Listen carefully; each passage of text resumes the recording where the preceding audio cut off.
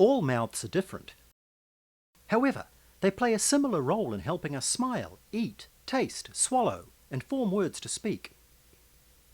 The structure of the mouth is made up of the tonsils, tongue, palate, cheeks, teeth and gums in our upper and lower jaws. Teeth are composed of hard layers like enamel and dentine, supported by soft layers of gum and bone.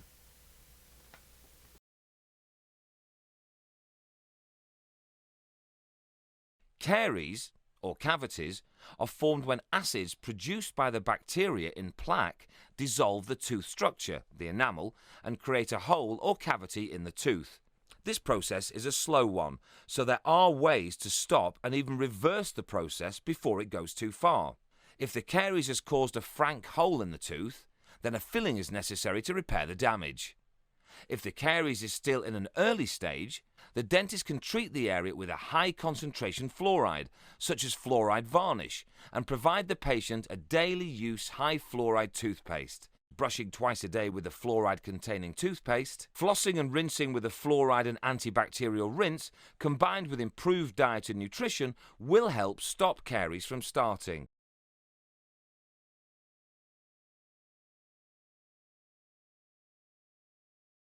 Gingivitis is redness and bleeding of the gums.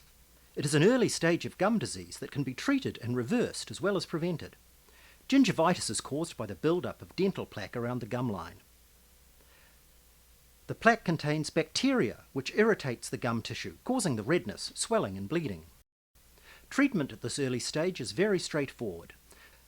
The dentist or hygienist cleans the build-up of plaque from around the tooth using various dental scales. Once completed, he will polish the teeth so they are smooth and clean. The dentist may also recommend the use of a pharmacy-sold gingivitis rinse for a few weeks to help the gum tissue return to normal. Prevention of gingivitis is straightforward, including brushing twice a day with fluoride toothpaste, flossing, and using an antibacterial rinse. Tooth sensitivity. This occurs when the underlying tooth structure, called dentin, is exposed to these stimuli. Dentin is a special tissue. It contains thousands of little canals, or tubules, which run from the surface to the nerve. These tubules are filled with fluid. When cold air or liquid touches the surface of the dentin, the fluid moves and causes a painful stimulus to be felt by the person. Most of the time, the exposed dentin can be treated in the office with a special paste that is rubbed into the area, sealing up the tubules and preventing the cold from causing pain. There are also toothpastes with the same ingredient that can be used at home to maintain the seal on the dentin.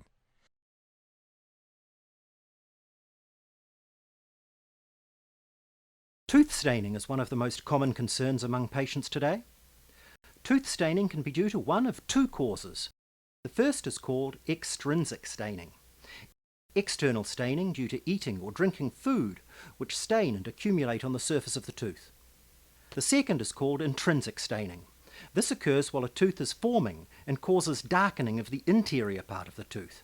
Stain due to food and drink can be treated in the dental office by performing a good scale and polish. Stain that is embedded in the tooth can be treated using a mild peroxide gel that is applied to the teeth in a tray, or the use of a mild peroxide toothpaste at home. Intrinsic stain needs to be treated with higher peroxide gels in the office, or may have to be covered with a crown or filling in order to mask the dark tooth.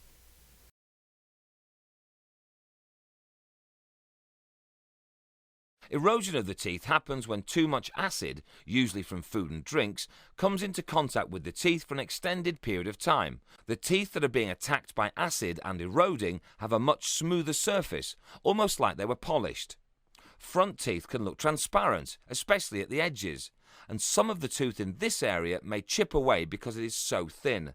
Treatment is very challenging, as you can't replace the tooth structure that has been lost with new tooth structure. Early stage damage can be stopped by modifying the diet habits of the patient and having them use high fluoride rinses and toothpastes. Prevention is the key here. Patients need to know what causes erosion and that simple changes in the diet are key to preventing this problem.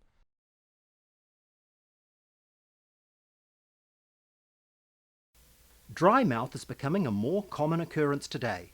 This is due primarily to the increased use of medications by patients. many of which cause a depression in the production of saliva in the mouth. Dry mouth can cause other problems in the mouth. Teeth are more susceptible to cavities. Gum tissue may become irritated and plaque can build up along the gums, causing gingivitis. Treatment of dry mouth, therefore, is twofold: managing the lower amount of saliva and also preventing these other problems from occurring. Today, there are few drugs on the market that the dentist or physician can use to stimulate saliva flow. However, these are only used in extreme cases.